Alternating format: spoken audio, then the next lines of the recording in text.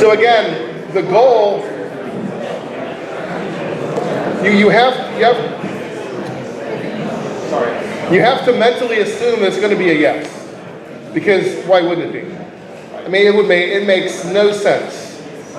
It literally makes no sense why anybody would say no.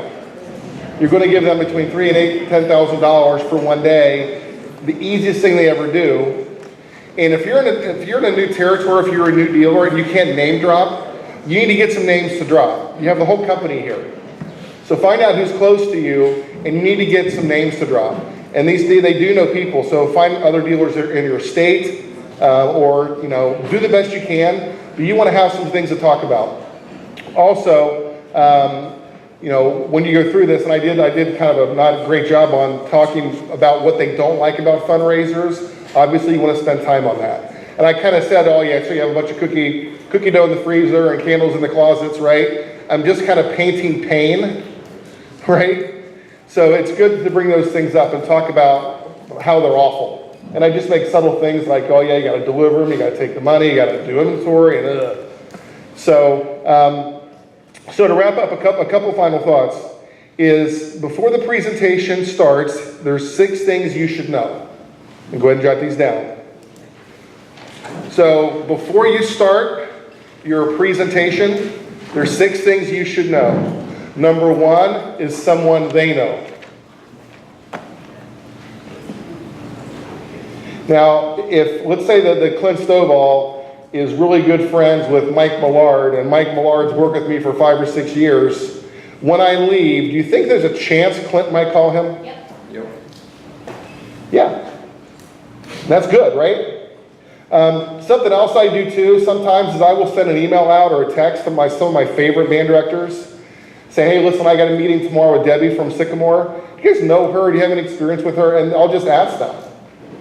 So that's something else you can do to help make that better, is an email or a text, just to try to get some background on them.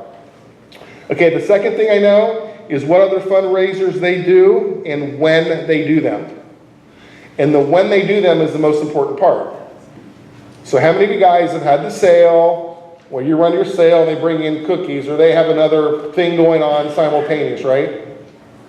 You don't want simultaneous fundraisers with yours.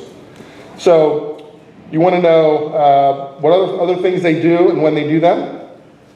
Also, you want to find out what are the major meetings or concerts. So I always find, if you notice when I subtly said, the best time to do this is kind of whenever I get in front of your parents. Right.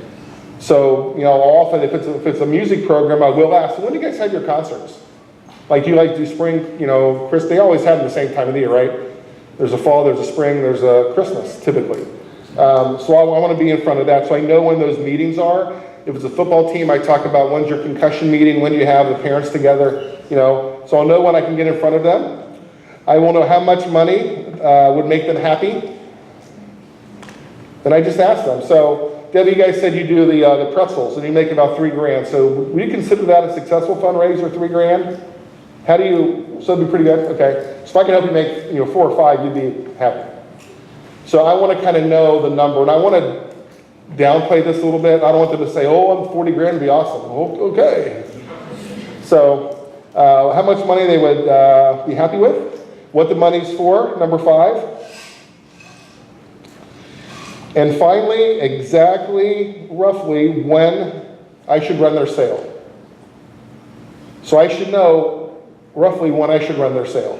I know it's not going to be August or December because she has 2 main fundraising events, right? So if you go into these with all this ammunition and all this knowledge, it's not going to be a no, I promise. Tentative should be a tentative for like 1 or 2 days. Right? Because they should be excited to do this. So that is everything I have. We're actually ahead of schedule. So we're going to take a break. It's now, let me do this, Andrew.